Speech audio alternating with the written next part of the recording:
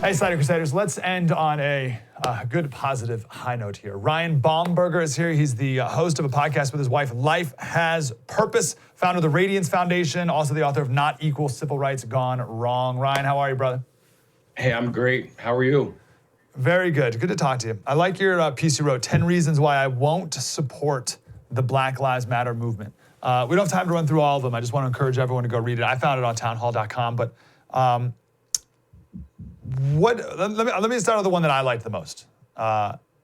There's no desire for reconciliation. Right. Maybe you could speak to that, and maybe even just big picture. Why did you even feel the need to publicly come out and say you don't support BLM? Right. Well, first, I have to say that any life unjustly killed deserves justice, 100%. The reason why I talk about these issues, and I've been talking about these issues for years and years and writing about them, is because from a biblical perspective, there is no such thing as race. And to look at the sin of racism and the discrimination based on skin color, it should be something so easily denounced by Christians. But yet we have a movement that is centered on our color and separating us by color, and that is so rooted in things that are so unbiblical. So the whole forgiveness aspect of it, there's no call for that. The Black Lives Matter Foundation, which is the original group that created the hashtag, and the movement for Black Lives has no forgiveness, no reconciliation at the heart of what they do. In fact, what they want to do is spread what they call Black power across the country.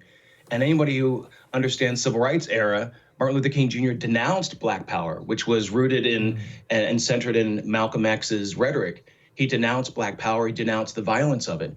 And Malcolm X denounced Martin Luther King Jr., called him an Uncle Tom, and said, by any means necessary. He was anti-integration. He was pro-violence. So we're just having this regurgitation of the same Black nationalism. So as someone who's white and Black, adopted into a multi-racial, I put that in quotes, but a multi-ethnic family of 15, I have to speak out about this. I feel like because I am white and Black, I need to speak to these issues and be a bridge. Because for me, reconciliation is at the heart of our salvation. There's no salvation without it. And so we all need to be serving as agents of reconciliation. And so that's...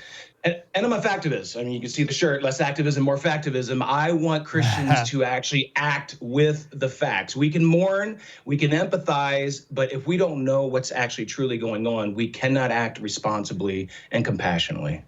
Okay, so is there anything specific you mean by facts in this regard? Because I've been moved a lot by mourn with those who mourn, right?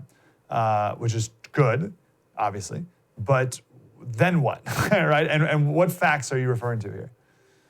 Well, the facts, the premise, the foundational premise of the Black Lives Matter movement is that there's an epidemic of Black people of my complexion being killed by cops. It's just not true. It's not bare. I mean, you look at the evidence itself. For instance, we can look at the stats for 2020. And I have to say, I support men and women in blue, but when any cop abuses his or her authority, they need to be held to account, 100%. Yep.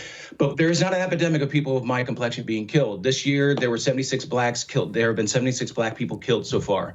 There were 149 white people killed so far. We don't ever hear about them. We only hear about people of my complexion being harmed or killed. But out of the 76 Black individuals killed, only 9 were unarmed. In fact, out of all of those who were killed by cops, 90% of them were armed with a deadly weapon.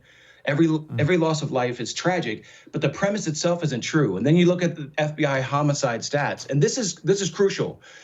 People of my complexion are more likely to be killed than people of my complexion. I'm 11 times more likely to be killed by another Black person than I am by a white person. So that's the entire premise of shouldn't say the entire premise, but that's the driving premise of the Black Lives Matter movement, and it's just not true.